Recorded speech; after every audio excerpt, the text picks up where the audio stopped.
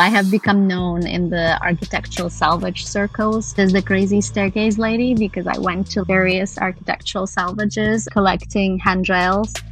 I think it's quite unforgiving, the medium of large-scale sculptures and installations. So the glass medusas were made from fused antique chandelier fragments, which incidentally I also found in a shop in Turin, which only sells reclaimed antique chandelier fragments, which is only possible there because there's no other shop in the world that sells glass fragments. We had the realization it doesn't actually go through a door at all. So we had to pull it through the window, and the gallery was on the 3rd floor in London. Wow. Pulling a giant sculpture through the window was an absolute nightmare. It was constantly something like that happening, but it taught me a lot.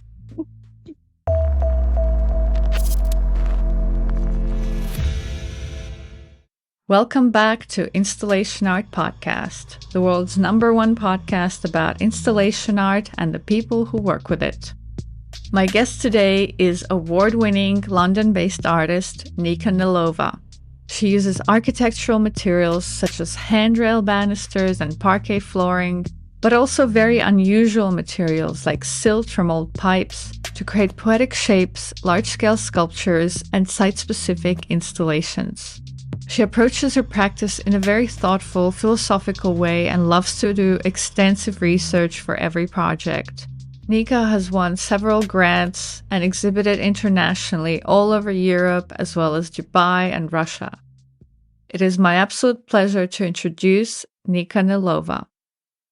Thanks, Nika, for agreeing to come on the show and talk to me. Thank you for having me. It's such a pleasure to be here. I hope you're a morning person. I'm not. Yeah, and I'm not a huge morning person, no, but I had already a school drop-off at 7:30, so I am forced to exist on a schedule of my child. Yeah. Tell me, how's your work-life balance? What's that? There is no such thing as balance in my life in anything.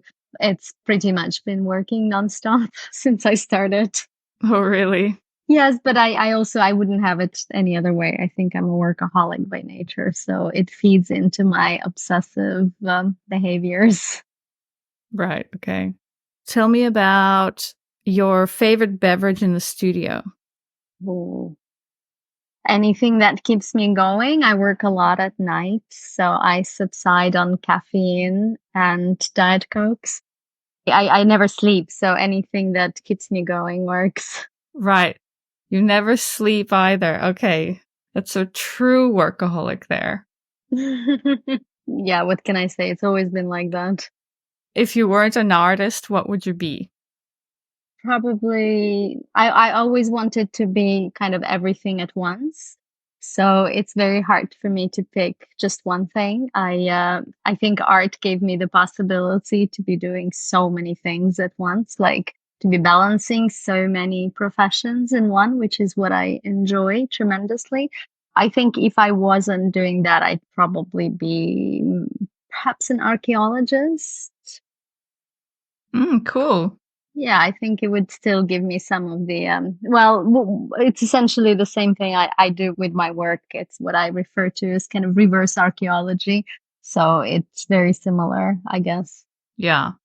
Have you ever been to an archaeological site? I've been to lots of archaeological museums and I've spent time talking to archaeologists, but it would actually be my dream to visit a real archaeological site and see an archaeological dig and how it's happening. I've been incorporating a lot of archaeological references into my work and drawing sort of a Harris matrix, which is an archaeological device used on archaeological digs in order to map out archaeological horizons.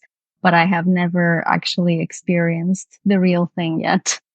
Maybe in your future yet. Definitely. And on a scale of 1 to 10, how weird are you? It's a very hard question because I'm definitely not into outline definitions. I bought a kilo of fossilized shark teeth yesterday, so I think that should answer that. Okay, gotcha. You buy shark teeth by the kilo. Yeah, I think I'm the only person who does that. Well, hey, if somebody's selling them by the kilo, then you mustn't be the only one. He was pretty surprised. He did not Okay. expect that request. But, I was known as the crazy staircase lady before, so I feel like this is an upgrade of my status. I like that. That's a good place to be, I reckon. Let's go back to the early days. Let's go back to your roots. Tell me briefly about where you grew up and what kind of childhood did you have? I grew up in Paris. I moved there when I was 5. I was born in Russia, but I grew up in Paris. And then I moved sort of every 5 years of my life, steadily moving west. I lived in the Netherlands for 6 years. And then I moved to London to do my MA at the Slade. And I stayed ever since. And you moved because of your parents' work, is that it? Precisely. So my childhood was in a way quite nomadic and sort of balancing the constant change of cultures and languages and having to adapt to new circumstances, which was very interesting, but always forcing me to find creative solutions. And I think that also feeds a lot into my work. And the fact that I grew up multilingual is also quite relevant to me because I work a lot with literature and poetry. The act of translation from one language to another for me is very similar in a way that I translate objects from one material to another. So I think I use kind of linguistic techniques in my practice. Interesting. Were you creative already as a kid? I was collecting lots of objects as a kid. I obsessively collected stones, shells, chestnuts, trying already to find parallels between objects originating from the natural world and human-made artifacts. And I had this extensive collections of things that I would compare and classify and sort of name and number. And I think it was, in a way, like an early study of objects that I was really fascinated with. That's also kind of very archaeological in a way. Yeah, I think I was always interested in remnants or residues or things that are left behind. Did you want to be an artist as a kid, or was that even an option in your universe? There was always something leading me towards it. I think all kids have a close connection to the arts one way or the other. And I followed it further down the line. Of course, I had different ideas throughout, but it was always a part of me. So it was like a very natural path for me to follow. So you decided to go and study art. You started in the Netherlands. Yes, I did the Royal Yeah. Art Academy in the Netherlands. And then straight away, I moved to London. I did my MA at the Slade and then I stayed here. So right now, I'm currently considering a PhD. Oh, wow. So how did you decide to go to London and do the MA there? I discovered at a fairly late stage the London art scene and it completely fascinated me. I researched the colleges in the UK and the Slade always had a more experimental and open program. I really liked the tutors who were there. I really liked their graduates and also the kind of the intensity and the openness of the program. So I applied and I miraculously got in. So what kind of work did you start off doing? How did you get into making installation? Well, my work was always about gravity, entropy, and time. And to me, the most natural way to access these topics is through objects, whether they're naturally found objects or kind of obsolete and reclaimed objects that I find. Because these reclaimed objects, in my opinion, they carry into the distant futures, the archives of past that would otherwise be lost. And so there is a way of retrieving information and kind of reintroducing it into the world, which I find really attractive. And my work was never about creating something new. It's always been about finding ways to recapture information that is already out there. And it's always been, I think, a combination of things that I have read, things that I've seen, things that I've remembered, things that I research in museums or places, and things that I have literally physically found in a skip or in architectural salvage. So the work for me is about bypassing straightforward means of fabrication and always being concerned with finding modes of retrieving information that is already latent in the object itself and the multiplicity of histories that are concealed in it. And so it started with skips. I didn't have any money to make work. So I started just collecting. The Slade is in central London, and so there were lots of constructions happening all the time. And London being predominantly Victorian, there is a lot of historical architectural fragments being constantly thrown away, refurbished or replaced. And so I started collecting old timber from the houses, laths, parquet floors, floorboards, and I built installations from these found materials for 2 years that I was in the Slade. And for my degree show, I've burned everything and I've made an installation out of that. And then I continued to use the charcoal and the ashes that resulted from this burning process in my subsequent work. So there was always like a line of continuity connecting the previous pieces to the next, to the next, to the next. Very interesting. I saw your earlier works and they are quite large. The burnt structures, almost like gallows with ropes and things hanging. They're big. It was pretty bold for a young artist to go this big. How did you think this big this early on? I didn't think this way, at least. It was about something had to be, it had to be made, and I made it. I had a lot of energy at that time as well. It's always like working true to the scale of things. So everything is true to the original scale. Like one of the pieces that you're mentioning features casts from original bell clappers that I got at the Whitechapel Bell Foundry. I collected different bell clappers from this foundry. Some of them were a meter and a half tall. And it was always staying true to the objects and staying true to the materials. It always had an architectural side to it, which is very relevant to me because the work largely addresses topics of architecture and kind of human interaction with the object. So I think I never thought about scale in these terms. Also, the work sort of happens. It's not pre-planned in any way. Right. Are you the kind of artist who's always making something even though you don't have a specific project or a deadline, or are you more project driven? I have been, I don't know if it's because I've had like a very tight schedule in the past years, but I had always worked on projects.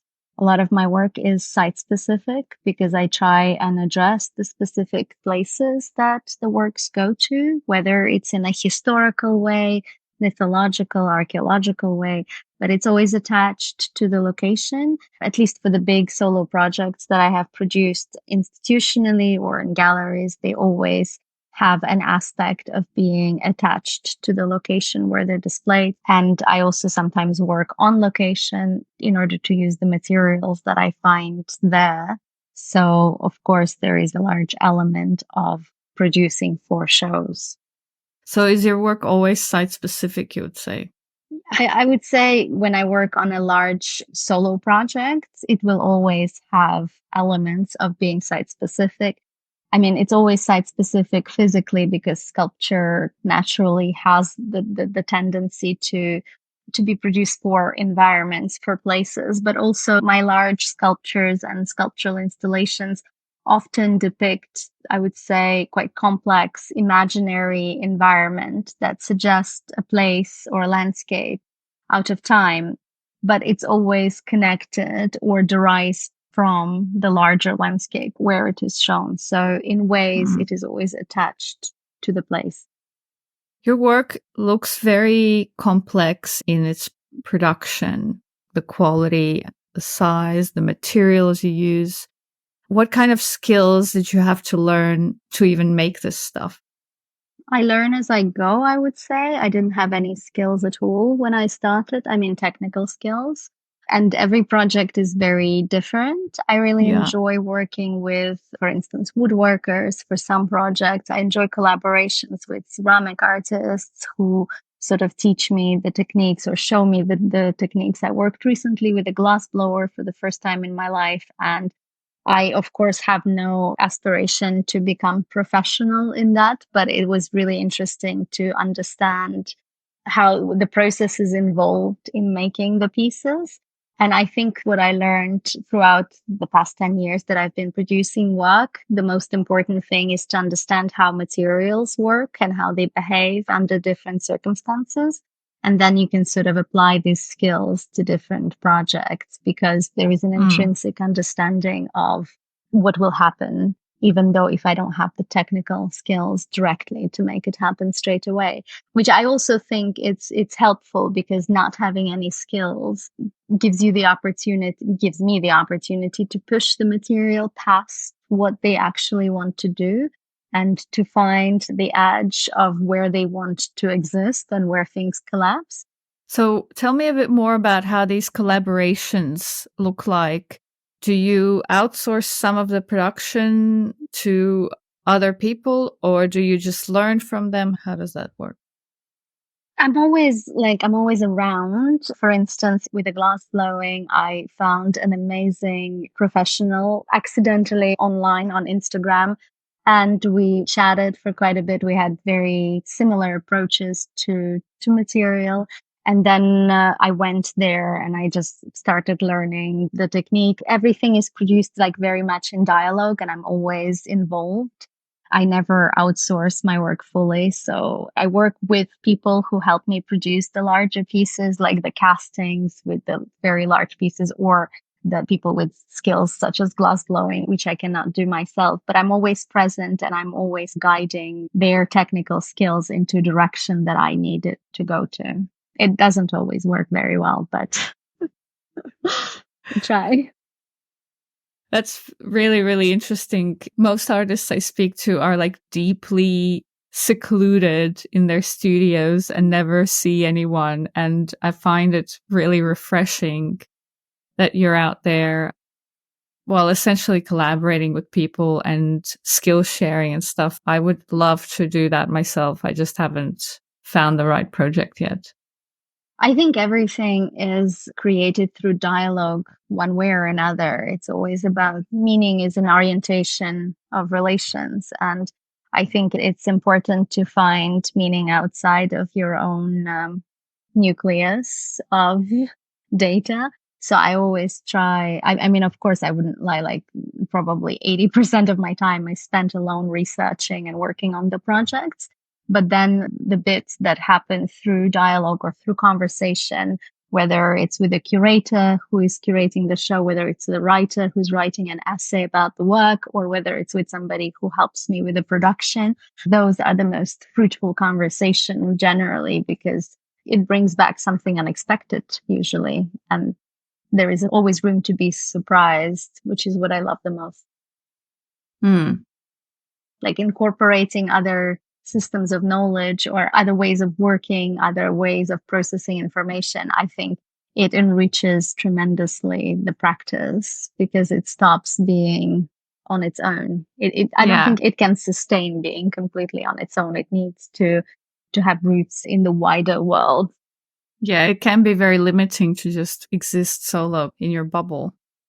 Some of your works use these reclaimed materials from old buildings or demolition sites. You've made several pieces using handrails of staircases. Can you tell me a bit about how you go about sourcing that stuff? Do you have in contacts with demolition crews by now in London who will be like, hey, we have this site, come and pick your stuff? Literally, I do. Yeah. Really?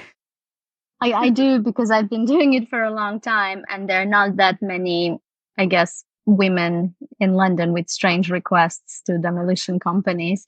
So I have become known in the architectural salvage circles pretty early on as the crazy staircase lady because I went to various architectural salvages across the UK, not just London, collecting handrails. And it's the strangest request usually when somebody tries to buy 2 flights of stairs of reclaimed handrails because they are not normally easy to repurpose as they're always site specific and produced specifically for the house, taking into consideration the inclination of the stairs and the architectural features of the building. So they're incredibly hard to rework. And that's why they're incredibly hard to find as well. So I've been around sourcing them for years on end. And I've been to all the places. And because it's a quite small network, they talk in between each other. So they knew me from afar when I came, and they knew that I wouldn't let go until I get every single curve of handrail that they'd have. Sometimes I would just come with my hand saw and start sawing things apart. Usually architectural salvages are like a pile of garbage in some yard really far away, and you have to dig yourself and Right. dig under rubble and metal fences and grids, and it's pretty intense. But I'm pleased because I also met quite a lot of interesting people through this, people who have been collecting, or I might even say hoarding, architectural detritus for the best part of their lives. What does your studio space look like then? Is it full of weird stuff? I don't keep anything. I don't actually like to own objects. So Mm-hmm. it's very transient. For me, it's very much about transformation and about working on these objects in a way to transform them often beyond the edge of recognizability. They become so estranged from their original identities that very often they become abstract. And I like to keep things in flow. It's very much about this kind of architectural metabolism or recycling. So all the works that are not out in shows or in collections, I repurpose and rework into different projects, but I never keep anything hanging out at the studio. There is no stagnation in that way. You keep mentioning this notion of repurposing and using some elements in future works. Can you tell me a bit more about that? How much of some sculptures or installations do you reuse once it's been shown? Or what happens to the work after it's been exhibited, unless it's sold? It started, as I mentioned, with this slate degree show where I burned the work. I built this giant installation with charcoal and ash and burnt wood. And then this burnt wood that I used in the installation became the gallows of the piece with the bell clappers that went into the Saatchi collection. Some of the wood went into another piece. And I used the ash that came from there for years on end to color lots of the sculptures. So there is Wow. always like a little bit of something from the past. I think the flow of material is very important to me. My work is very much about drawing arcs between different time periods and disciplines. And the sculptures become parts of larger cycles. Like it's only temporarily arrested in their current forms. So for me, this transience of matter is extremely important. And with the handrails, for instance, I was very interested in the notion that it's an object made specifically to fit into the palm of the hand. So it's designed based on human proportions, and then it's extruded on an architectural scale. It's also the point of connection between the human body and the architecture of space. It choreographs the body through the verticality of the buildings. I found it very poetic to work with something that was made by hand 100 years ago and then spent centuries interacting with other hands and then is remade by hand again to become something else. So there is this constancy of touching that repurposes and reworks a material and to make it something else. And also, I read, for instance, that because of the wood grain, handrails collect microscopic bits of skin when they're touched. So they also contain the DNA of like hundreds of people that have interacted with them and become this sort of collective portraits of all the absent human bodies that have interacted with the object. And then if you think about the timber that was often used to make these handrails, it's hardwoods that were imported from South America or Africa. during the years of colonization. And there is also, of course, the exploitation of natural resources that works into it, and the huge journey through geographical expenses that this material has undertaken from their point of origin to become furniture here. So there are lots of different flows of matter that are very relevant to me and that are part of this repurposing and recycling, that it's something that has had a history before I touched it and will have a Mm. history afterwards. So it's like traveling on a larger path, and I am just one temporary interaction in its journey. I was also thinking about how the handrail gets smoothed by all the oils in people's hands and it gets more shiny and therefore more tactile, like people want to touch it more because it's just so smooth. Do you account for that when creating work, that people might want to touch it, that it's such a tactile piece? I love that they do. I don't think that sculpture should be not touched. So for me, they're handrails. They were made to be held by hand. So I do actually enjoy when people interact with it. And oddly, people have many memories with handrails. It's omnipresent in many architectures, but it somehow infiltrates the memory, especially childhood memories. Lots of people tell me stories of like sliding down handrails or playing on stairs, and that is somehow ingrained and comes back in their adult life when they see these pieces. And a Hmm. lot of people just send me random pictures of stairs from like all over the world, which is quite fascinating because every time they see a handrail, they basically send it to me. So I have a huge collection of images from people I don't know on Instagram who just send me like the most incredible stairs. This should be your work. So it's Oh, I love it's that. very nice because it builds a larger narrative as well, and it's something that somehow gets people to interact, I guess, with the world slightly differently, which I really Mm. enjoy. Yeah. Has anything ever gotten damaged during an exhibition?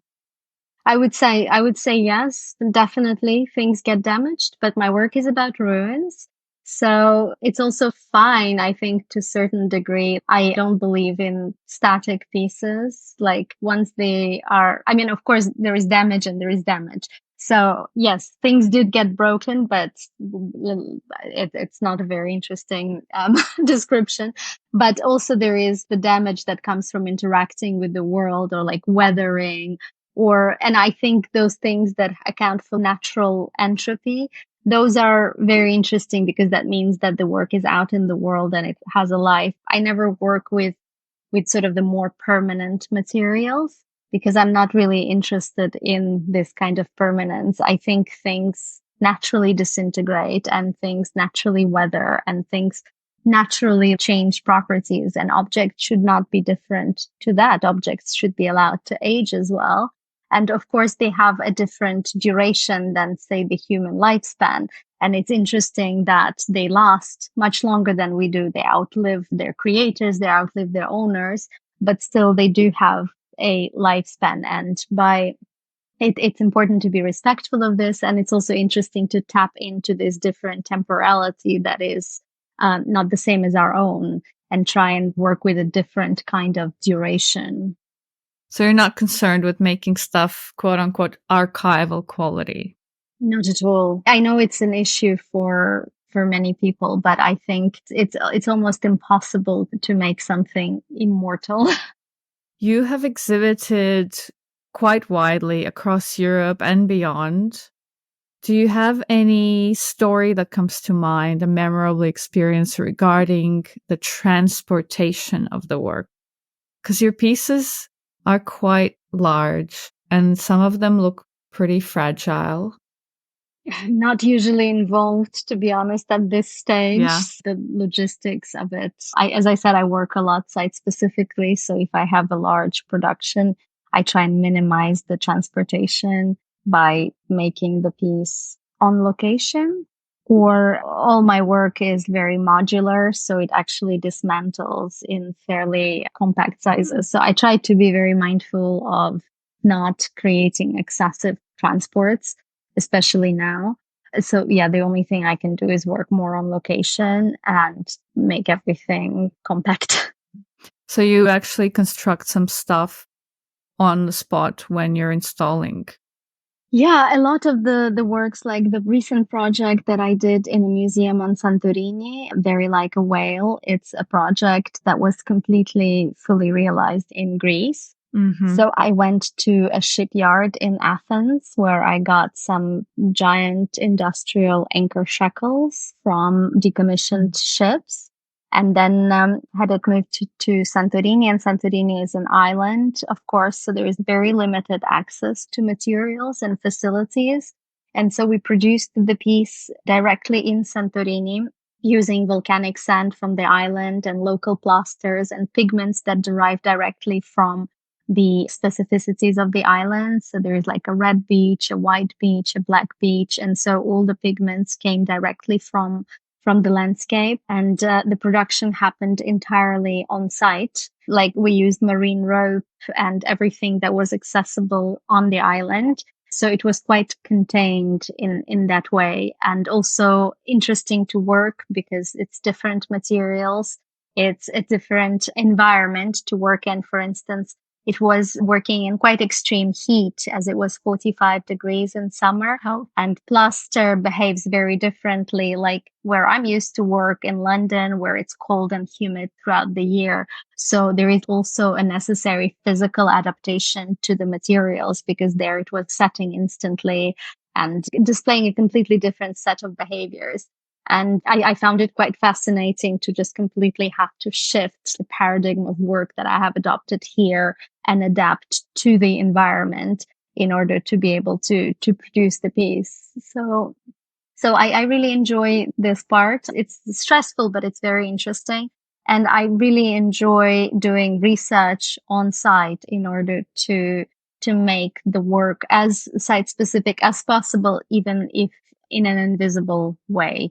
So I like to spend time in the city, find some narratives that I can collect, find some materials very often on site that I can collect, and then create a narrative that is based on partly mythology, partly architecture of the city, partly archaeology, partly literature, and partly imagination or speculation. And so in this way, I do like to collect this experience of places and kind of reintroduce these narratives, reintroduce them into the work, which is something that I have recently done with the show in Turin, my last exhibition, solo exhibition, which was called Thaw.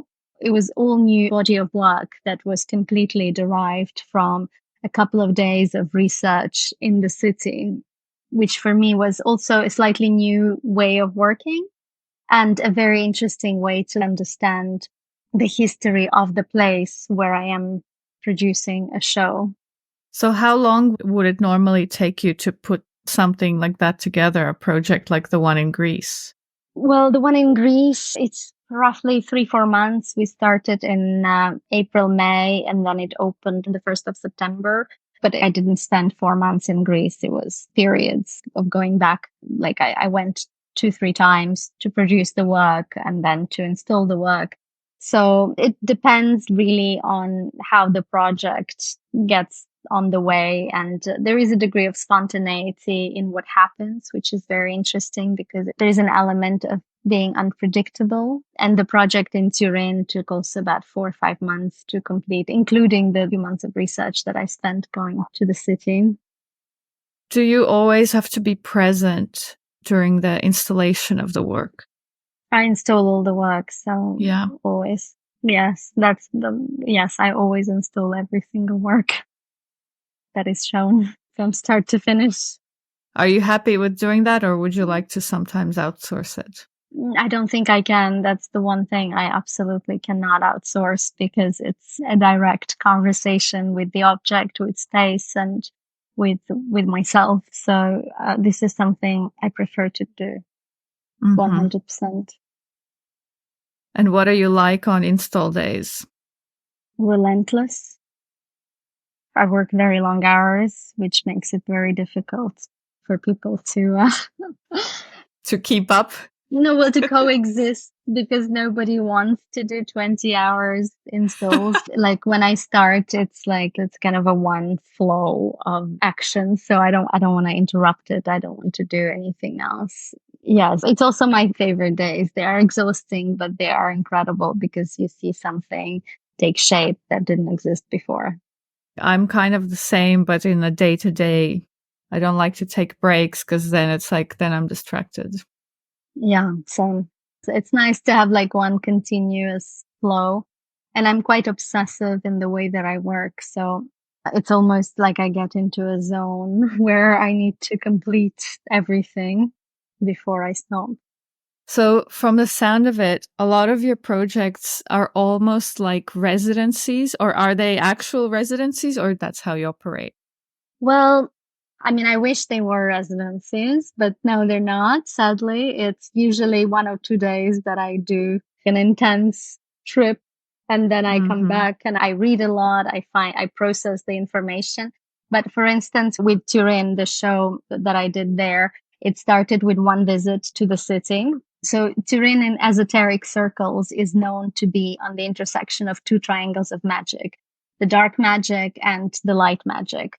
And on the dark magic, we have London and San Francisco. And on the light magic, we have Prague and Lyon. And Turin is the city where the two triangles intersect. And on my walk through the city in preparation for this show, I went to Piazza Castello, where these two triangles are said to intersect.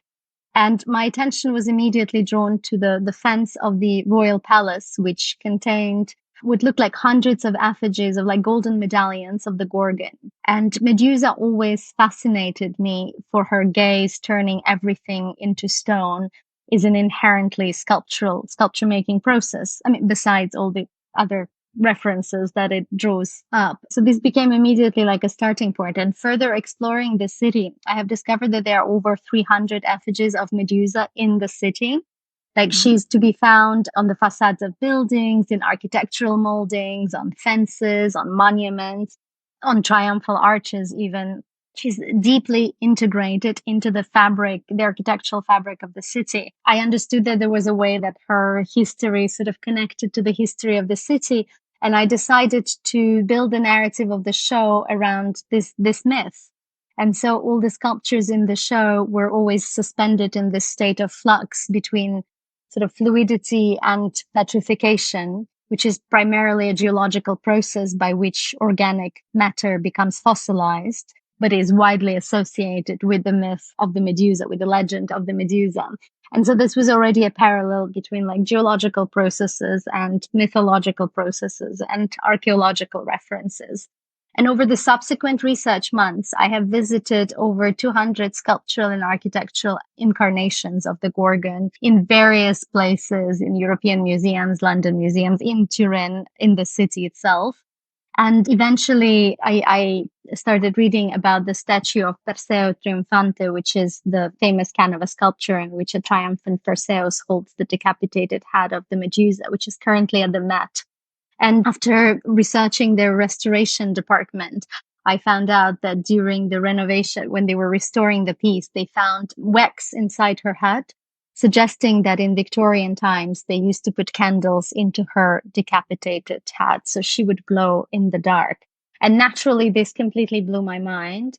And so the glass Medusas that I have produced for the show were made from fused antique chandelier fragments, which incidentally I also found in a shop in Turin, which only sells reclaimed antique chandelier fragments, which is only possible there because there's no other shop in the world that sells glass fragments. And so it was like an insane kind of convergence of events. And these glass Medusas, they kind of hold within themselves the memory of glass having once been liquid sand, as it's an amorphous solid. It has the disordered molecular structure, which is typical in liquids, yet it does not flow. And likewise, for me, they memorize the act of breath, as glass is shaped by exhalation. So the strength of the exhalation kind of dictates the size of the resulting sphere. So there is also like the vestigial memory of breath, of an exhale of a person who made these pieces. And an interesting parallel that Daria Khan wrote in the essay for the show is that when glass is heated, it becomes soft and glowing like molten lava. And the flame-like medusa elements kind of inherit their shape from fire, reminding us of the primary purpose of their forebears, the chandeliers, to amplify or magnify light. And also the sculpture in which the Gorgon's head was used as a candle holder. And jellyfish are known as medusa in many languages, for instance, in Russian, and they glow in the ocean's depths. And then where they're cast out of the water, they become transparent and they evaporate. And so having these parallels, I wanted to convert all these geological, archaeological, mythological, and architectural references into my own system of knowledge, the knowledge that would be constructed via states of matter that constantly transforms itself. The show was all about this conversion of materials, as they were stone, glass, and clay. And stone, when it erodes into sand, and clay, sand with silica becomes glass. And clay was used in the decapitated rose stems. But it was my way of kind of inviting the viewer to take this quest through the science and museology and mythology that was encrypted in the objects in display, and kind of find the connection and the cycle of transformations that took place. I'm curious now what you're going to be using those shark teeth for next. Well, they were part of the show in Turin already and become thorns in decapitated roses. They are fossilized shark teeth that have no value whatsoever because you can find them like shells on the beach, but they belong often to extinct species of sharks that lived 20 billion years ago. And I'm quite interested in drawing this arc between deep geological time and the futility of like flowers that grow and fade with spectacular speed. So it's like also playing with the different timelines and introducing objects from deep time into everyday recognizable item.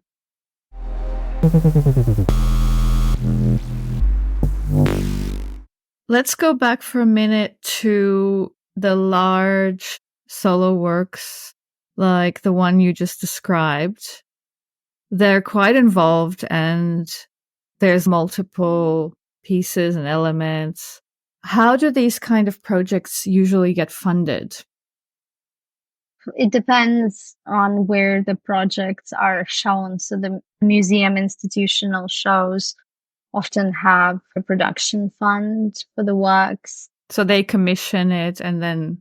Yes, they would commission an installation. In several institutional shows in the UK, I had received funding from Arts Council England in order to produce these pieces with the institutions. And also sometimes the gallery participates in it. And largely it's also my own investment. Right. And do you still apply for stuff like grants or opportunities? I do apply for things, not very often. I don't do open calls that much anymore, but I do apply for grants and some residencies that might be very interesting for me for a specific research project, as I recently did. So I'm quite open to finding new opportunities as well outside of the usual things that I would normally default to. So I do try and push myself outside of the comfort zone every now and again. Can you actually tell me a bit more about the residencies? Like, how would you find one? Do you usually have a specific research topic you want to work on? Do you go into it more open? It depends largely on which residency you're applying for. Sometimes it's important to have a specific research project that would explain why you need to be part of that specific residency. And sometimes if it is something site specific, it's impossible to predict in advance what the outcome of the residency will be. So there is largely this balance that needs to be found about the reasoning why you have to be there and why your outcome would be relevant, which often is impossible to describe in advance.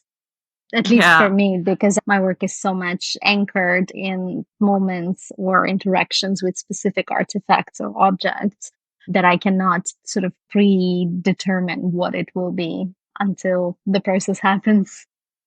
Yeah, it sounds like you are very open to serendipity and accident.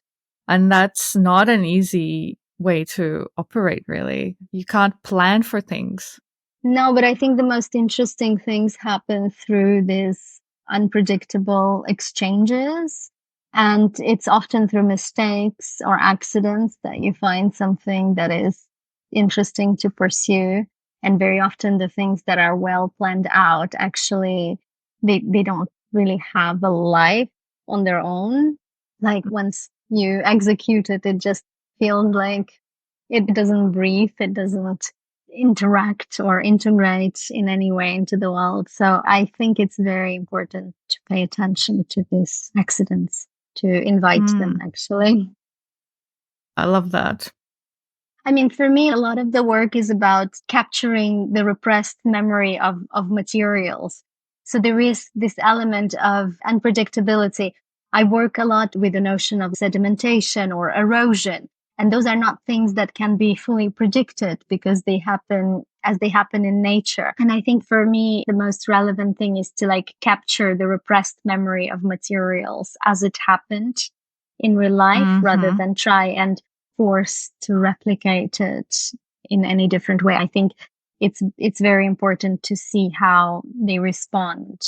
So it's very much like an open dialogue, and I do invite them to reply to me, or like if they want to fall over or disintegrate in some way.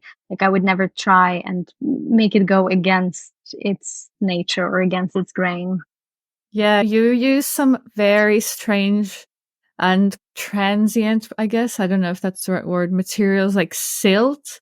I mean, trying to capture or use silt as your art material is really next level and it's very unpredictable. Has anything gone like completely not the way you wanted and just not worked at all? Well, with silt, it's true. It's interesting that you mention it because it sort of encompasses the idea that I'm trying to convey with my work. I was fascinated with silt as a material because it's non-existent. It's a material of entanglements. It originated in glaciers thousands of years ago, and then it travels through huge geographical and geological expanses through time, essentially. It travels through time, picking up entanglements on the way. So it mixes up with sand, with clay, with bits of construction material, with organic matter. And it's through these entanglements that it acquires any sort of substance. But you can't make anything out of it. It's something that is in constant flow. It's like it's somersault through space and through time. And it never is something tangible, something definable. And I find it very beautiful precisely for that reason, because it's a way for me to tap into this larger geological flow and work with a temporality that is vastly different from human temporality, and sort of try and capture temporarily this material that is on this long journey through time and space, and through the work also suggests that it is not arrested permanently in its current shape. It will disintegrate and it will become something else in the future. And so for me, I think it's very relevant to have this constant suggestion of things are flowing and sculptures are just the temporary hardenings of these flows. I think I saw in some of the photos, it's hard to tell without seeing in person, unfortunately, but the silt pipes, there was some sign of them crumbling. So they are basically falling apart during the exhibition and just becoming back to their normal state of being a silt. Yeah, there is the element of disintegration, like some pieces would naturally disintegrate back into where they came from. That is also very important to me, I think, at this stage to work with something like this, because in his essay Undercover Softness, the philosopher Reza Negarestani describes the politics of decay as malleable architecture that recreates itself in the process of its own deconstruction. So he argues that all structures, both physical entities and also conceptual formations, are always in a process of undoing into something else and can only momentarily be perceived as whole. And for me, this particular notion is very important, this idea of malleability and the fact that decay is not the end stop, but it's a stage in the process. And undoing is also an act of creation because it becomes something else as it goes into the future. And I think this project like Silt had this geological aspect running through it, but also the pipes that I cast are pipes that were unearthed in London during lockdown. They were changing a lot of the waterways. And so they were throwing out the old Victorian pipes and replacing them with new systems. And when I saw some of these discarded pipes, I noticed that there was residue that was built in on the inside of pipes. So like sediment, essentially, from water depositing matter constantly. And I thought it was quite beautiful because firstly, it's an underground network that connects all the various architectural bodies in the city, but also it's a network built for the water that touches the physical bodies of the humans inhabiting these houses. And it's something that touches the skin and then goes into this underground network and deposits tiny microscopic bits, which over the years sediment into a stone-like residue.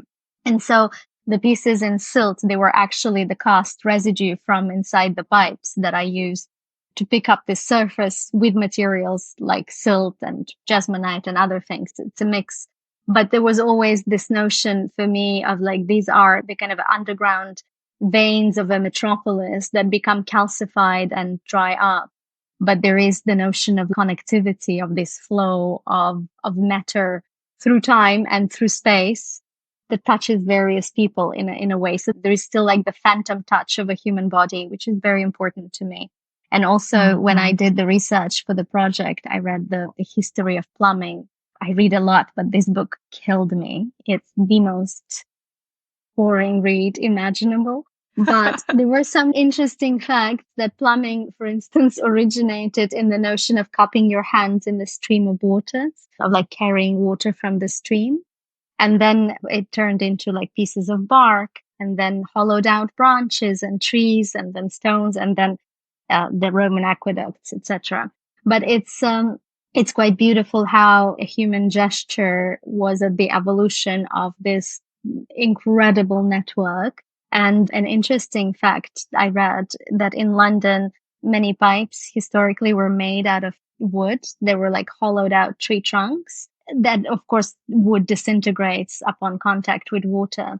And so after hundreds of years, it just disintegrated. But because the ground is so rich in clay, it got compressed around these pipes and the ground became the pipe. So there is like this beautiful interaction between a human-made system and the geology of the place, which I found really beautiful. And that's where the project Silt was kind of born from this constant interaction, infiltrating this feedback loop of humanity designing the world and being designed by it.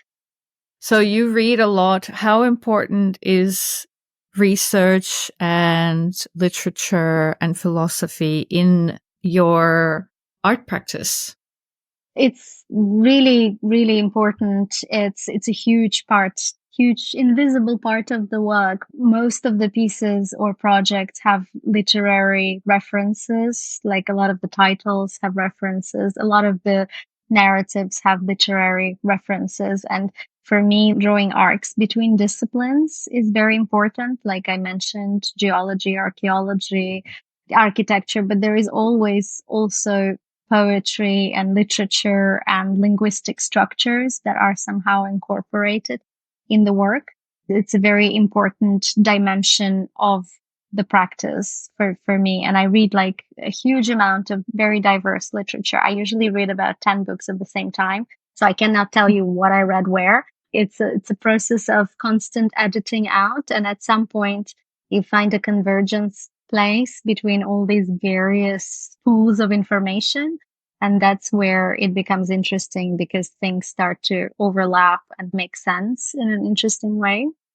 What I've also found interesting looking at your work is often you have people write an essay or something about a project, and then There's also a special emphasis on the photography or the visual documentation. Do you take the photos? How do you put all that together, that whole package?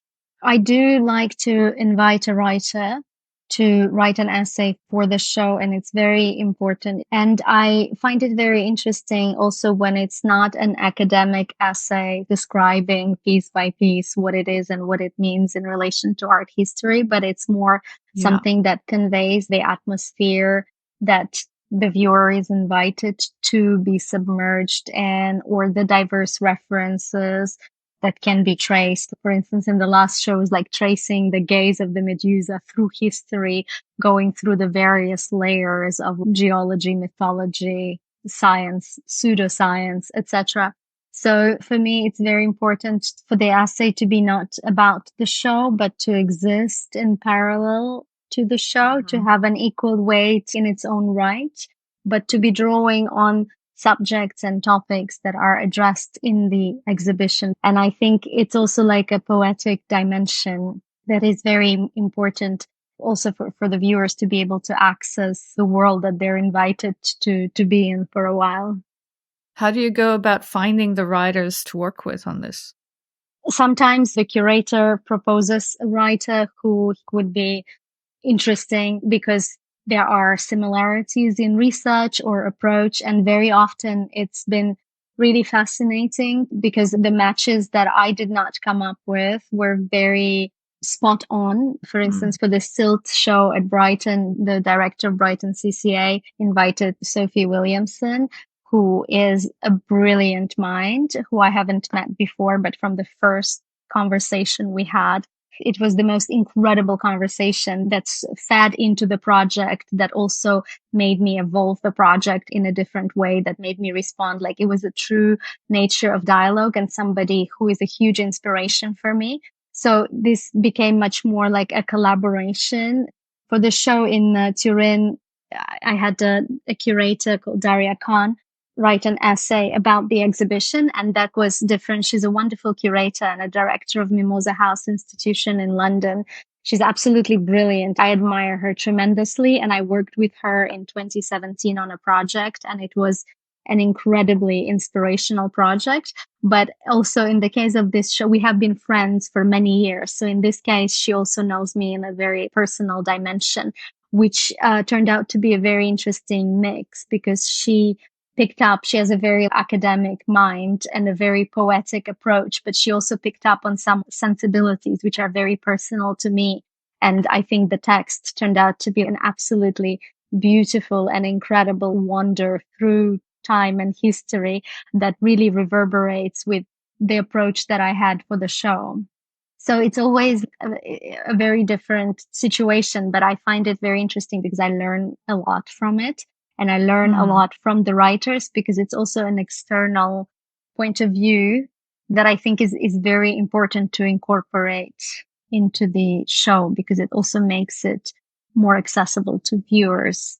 It's like a bridge. It's a really interesting approach, and it adds a new dimension to the work. So it sounds like you bring the writers, the authors on quite early in the process, not after you've all finished everything. No, usually it's quite difficult because there is no work at all. And we're talking hypotheticals and like, yeah, this is going to be probably this, but probably not at all. And so it takes a lot of imagination from the authors to actually construct it in their minds. But I think also it's important because the text then doesn't carry the notion of a finished product, but much more of the process. Which is very often more relevant to me personally than the outcome itself. Yeah, wow, love that. And what about the photography? Do you put a special emphasis on it? Does the photo only serve as form of documentation for you or something else? Yes, up until recently, it was just mainly to document the works. I do like to do it myself because there are certain viewpoints that I like the viewers to have. For me, it's about creating this orientation or circulation of relationships between objects that create a meaning. in the way that they are read together. So I do put an emphasis on how the shows are documented because things exist in relation to one another. And I like that to be part of the project as well. And very often the shows are in places like the Santorini show. Very few people could see it in real life. So it is also nice to keep an almost like archival documentation of the project. Yeah, the photos are really good and evocative, but also the backdrops to your work, the environment they're installed in are often just so complementary and so also evocative of some kind of a sense of history and space. It works together visually really well. Thank you. Yeah, in a way, I'm very lucky with the projects that I'm invited to do. They're usually in most incredible places. What would you say has been a particularly rewarding or transformative experience for you as an artist? Big question. It's hard to single out one thing because each project is such a huge learning curve. Usually it's unpredictable learning curve because I end up finding out something about myself or the way that my work behaves in the world. I end up finding out how I function more. There is so much doubt, uncertainty, and wonder that goes into each project that it's always an act of faith. And I think seeing it realized is often the most rewarding thing, like seeing it take shape and exist in the real world, knowing that before that it did not exist at all in the world. For me, this is usually the moment when I see it for the first time and I see it kind of materialized in the world. It fascinates me for a second. Then the doubt and the uncertainty come back. Can you tell me, how did you get your first big opportunity to show your larger work, your sculptural and installation work? Well, I think the first show that I had would have been my first degree show in the Royal Academy in The Hague, from which I was invited to do an exhibition called Best of Graduates in the Ron Mendes Gallery in Amsterdam. And that was my first real professional exhibition in a real gallery. And it was an absolutely incredible experience also because art school doesn't really prepare you for the real world. At least in my time, they didn't really prepare you for the outside world. So I had no knowledge at all as to what to expect and how things work. Which I think in a way was good because I had no expectations whatsoever, but I also had no idea what I was doing. So the first, I would say 5 years of my professional life, even after the Slade, it was like an absolute miracle that I made it out alive because it was just, I had no idea what was happening. Can you give me an example of something that was outlandish to you or like a strange experience? It's more like everything. Like the Slade degree show that I've made was absolutely gigantic. It was a huge room, 7 meters by 7, completely filled with huge, huge objects, which I had no idea what to do with afterwards. Luckily, I got all these projects right after the Slade degree show. So the pieces were immediately shown, but I had no idea of storage, collectors, transportation.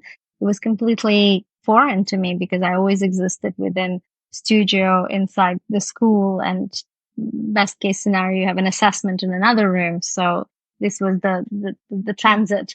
But all of the logistics of the operation are absolutely insane. And things that I didn't think of before is like whether a sculpture fits through the door, for instance, because I would make it in the studio, I would show it there. One of the pieces that I made for the degree show was this giant charcoal chandelier, which was made out of all this burnt stuff. And I've made it in the space where it was shown. And then it was invited to be shown in a gallery where we had the realization it doesn't actually go through a door at all. So we had to pull it through the window, and the gallery was on the 3rd floor in London. Wow. Pulling a giant sculpture through the window was an absolute nightmare due to all the health and safety regulations. So there was lots of this simple aspects that right now I'm obviously more attuned to. But back in the days, it was fiasco on top of fiasco. Yeah, I think I looked at some of your photos and thought, how does that fit in the door? Doesn't I had to cut a sculpture in half once on the day of the Oh, exhibition because it didn't get into the space, on the day. and then put it back together in the space. It was like it was constantly something like that happening. But it taught me a lot. Yeah, I bet your notes must be full. You have no idea.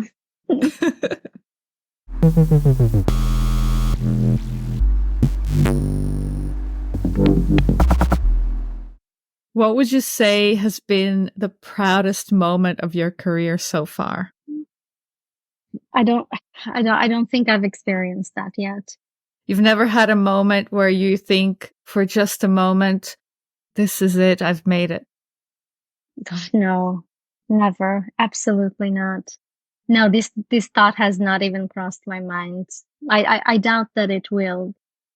I like the quote by Kafka, beyond a certain point, there is no return. And that is the point that must be reached. For me, each project, I kind of try and reach that point of no return where I feel like I have pushed past it. And I think this is the closest I come to satisfaction. You work with a gallery or several even. Yes. How did these come about? Did they find you? How did you start that relationship? Yes. I mean, it's always them finding you. So I worked with many different galleries in Europe and in London. And I was lucky to just be approached to do a show and potentially other shows. So it's very much a relationship that comes from them in the beginning. What's an advice you would give a young artist today who's just getting into or thinking about creating some large scale work, maybe site specific work? What's something a young artist should know about this? Get into this. Go into miniatures? Yes, get out whilst you can. It's I think it's quite unforgiving, the medium of large scale sculptures and installations. And I was very blind and ambitious when I started. So I think it helped me to get over the first 10 years. No, I mean, if it's the kind of vision or passion, then it has to be followed, but it's very hard. And I also think a lot about the ethics of production in a world that is already overpopulated by objects. So I think it's very important to be considerate in the way that production happens, that work happens. I think, yeah, being considerate to the practice and yourself is very important. What's a hard truth you've had to learn in your career? I mean, everything's been pretty hard. So again, hard to single out one. I think that things will never happen the way that I imagined that they would was the hardest realization. But if you're resourceful, you can find very interesting solutions to existing problems. But I think the unpredictability is a huge part of this journey. And I think it's also important to not be too fixated on where you think you should be, but work with what you have and where you are and make the best of it. Did you ever want to quit art and be like, I don't want to do this anymore? No, this thought never really crossed my mind at all. I haven't really stopped working since I started in the Royal Academy. I don't know if it's like an obsessive behavior.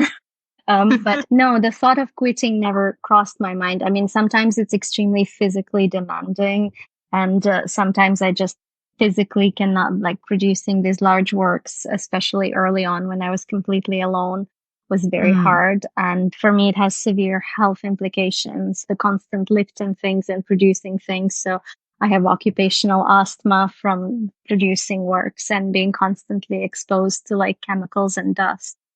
So this, I think, Oh. has been the hardest. The hardest part is to measure how much of myself I'm willing to sacrifice and try and calibrate Mm-hmm. that, which is still a very hard balance.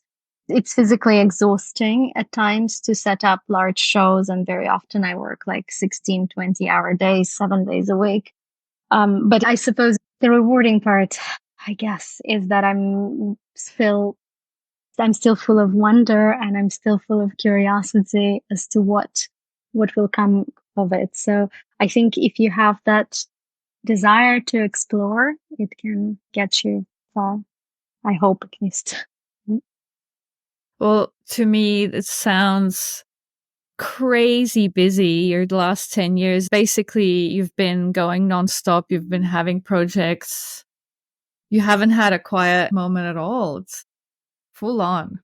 It has been very full on and at times extremely, at times less. I was lucky in a way that I had continuity. So one project fed into the next and into the next. And I think it's also important. Sometimes it's about finding opportunities for yourself. Sometimes it's about creating them when there are none open. I think also it's really about like drawing your own journey because there is no pattern that you can follow. There is no specific sort of predetermined box that this fits in. So really it's about creating your own life and how you want the narrative to go. Yeah. I've often given this example that there is no path if you want to be an installation artist. All you get is a machete and you have to hack your own path through the jungle. Yeah, I think it's pretty accurate, actually. I mean, we are lucky because there have been incredible artists, specifically women artists before, who have paved the way forward. That to me is a huge inspiration to see because it was even harder before. So every time that I have doubt, I look back at that and I feel like they've done incredible things before. So it's good to keep trying. Can you give me an example of how you did actually create your own opportunity? Sometimes it was about self-organizing exhibitions, and we did Mm-hmm. that with a few artists in 2017, where we created a touring exhibition, which we put together ourselves, and then we found some partner institutions that wanted to host it. And then it Mm-hmm. grew into a bigger thing, and eventually it was shown in an institution in London when it sort of toured around the world, around Europe a little bit, but it was Great. purely started through a conversation and a desire to show works together. And I think this has been a great learning experience as well in the way that sometimes you just have to organize things yourself and finding conduits to put them out into the world and not wait until somebody presents you with an opportunity. Yeah, for sure. I mean, an international touring exhibition is quite a big project. Yes, but it was just the three of us. I suppose it was quite an intimate project, but Mm-hmm. every time it took different iterations. So it was specifically adapted to each new place.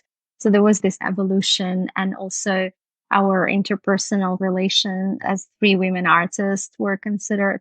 So I think it was good practice for all of us together and each individually to understand also the direction that the work is taking and how to present it in relation to other work. Oh, I love that. I hope somebody listening will take inspiration from this and self-facilitate something like that. That's a great project. So what are you working on right now? I have a few projects that I'm really excited about this year and next year, a few museum shows, but they have not been officially announced yet. So I can't unfortunately say. And I have a few projects coming up as a result of the exhibitions that I did, which are also really exciting. A lot of them in Italy and the UK. But again, I'm waiting for them to be publicly announced. If you had no restrictions on geography, funding, collaboration, material, anything, what's a project that you would make? I think most of my projects come from working with restrictions, and it's very much about the obstacles on the way and finding responses to the obstacles that are out there. So I don't think I would even know how to approach this unlimited, unrestricted mode of working, because it's always been about responding to the circumstances in which you exist. And I think in a way, these circumstances are as important as the work that comes from it. Generally speaking, fictional elements are very present in my work, but also it's always firmly attached to reality. And when I think about my work, I always think of the quote by Virginia Woolf that I really like. And she says that fiction is like a spider's web, attached ever so slightly, perhaps, but still attached to life in all four corners. And so I guess for me, this attachment in all four corners is extremely necessary in order to function and produce work. Beautiful. Love that quote. Yeah, she has the most beautiful sentences about so many things. What would you say is the biggest challenge for you right now? I wish I had more time to work. There is never enough time to do everything. There are so many incredible things that I would like to research or read about or produce even potentially, but there is never enough time for everything. I thought you would say that. Yeah. Yeah. Do you have anything on show at the moment? Can people go and see your art somewhere? Currently, I have a piece in a gallery in Turin, Noir Gallery. I still have the collaboration with Celine in the Celine flagship in London on New Bond Street, where they have two of my works in their store. And I will very soon have more on show in London and Italy. Awesome. I will put those in the show notes.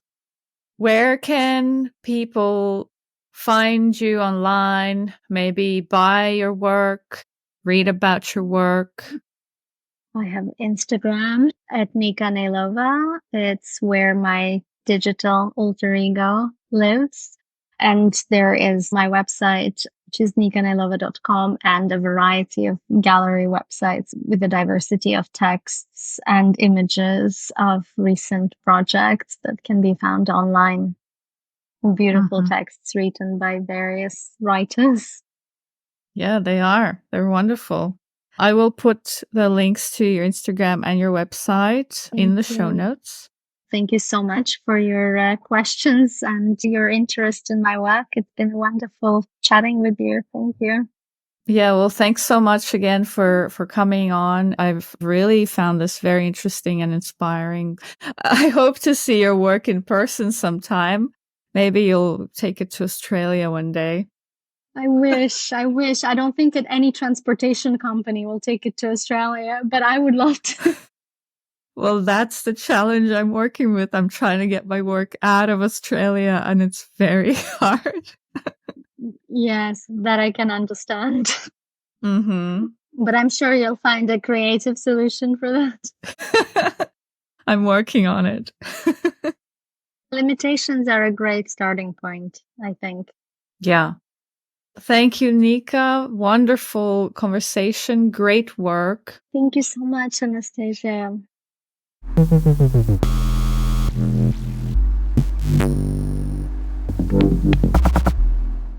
That was Nika Neelova, based in London. You can check out her work on her website, nikaneelova.com. That's nikaneelova.com, and her Instagram at Nika Neelova. You can go see her work in person right now if you're in Turin at Noir Gallery until April 30th, and if you're in London at the Celine flagship store at 40 New Bond Street. Links to those, as well as everyone mentioned in this episode, are in the show notes and on our website, installationartpodcast.com. Thank you for listening to the Installation Art Podcast. If you enjoyed this episode, please hit follow or subscribe wherever you're listening from and leave us a 5-star review. This helps others find the show and it lets me know that the content is providing value. Thanks for tuning in, and until next time.